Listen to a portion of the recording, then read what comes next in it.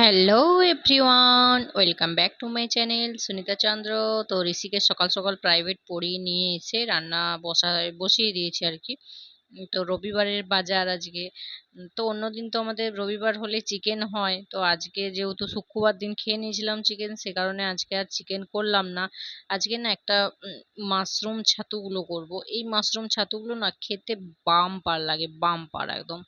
দেখো এই খাপটার মধ্যে থাকে এইটা কিন্তু সবাই কিনছে বলে এখন 60 টাকা করে দিয়েছে, না হলে না 50 টাকা করে দাম নেয়। তো যাই হোক, খেতে যেহেতু ভালো লাগে তো আনতেই হবে। তো তোমার দাদা ভাইকে কালকেই বলেছিলাম, বাজার থেকে নিয়ে এসেছিল। তো আজকে এগুলো করব। তো এগুলো খেতে সত্যিই বেশ ভীষণ ভালো লাগে। আর আমাদের এখানে এত কাকের একবারে উৎপাত, মানে বাসনপত্রগুলো যদি নামিয়ে রেখেছে এঁঠো বাসনপত্রগুলো ধোবার জন্য, ব্যাস কাক এসে ছোড়া সত্যি সব করে দেবে। আর এদিকে দেখো খেতে বসেও গেছি, চান টান করে। মাঝখানে তো অনেক কাজ ছিল। তো যাই হোক, আর ঋষির এদিকে খাওয়া হয়ে গেছে। ঋষির যেদিন মাছ হবে না, মানে এক একদিন মাছ যদি ওর জন্য না করে দিই, ও সেদিন কিন্তু ভালো করে ভাত খাবে না, ভাত ফেলে রেখে দেবে। মানে এত মাছ ভক্ত হয়েছে। আর প্রতিদিন তো মাছটা মানে কি বলবো, দেওয়া যায় না। তো সে কারণে ও যেহেতু মাংস খায় না, সে কারণে প্রায় দিনই দিয়ে দিই, কিন্তু এক দুদিন বাদও দিই। আর কি বলবো, আমি তো ভাত খেয়ে নিচ্ছি, আর তোমার দাদা ভাই এখন কখন আসবে জানি না। তো অনেকটা দেরি করে দুপুরবেলায় আসে, তো সে কারণে আমার ওর সাথে খাওয়াই হয় না বেশি। আমাদের ঋষিতে একসাথেই খেয়ে নিই।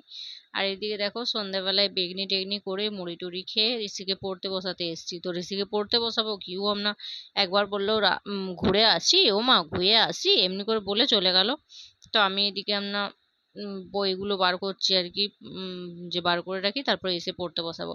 আর এইটা ও স্লেট মোছার জন্য করে দিয়েছি পিন এঁটে। তো এত বদমাস ছেলে, সব খুলে দিচ্ছে। আর বইয়ের ব্যাগে দেখো একটা আবার চকলেটও রেখেছে, আমি এবার দেখছি এতদিন পর বার করে খায়ও নি কিছু নি চকলেটটা ভিতরে রেখে দিয়েছে, তো দেখিনি। তোকে দিয়ে দিতে হবে।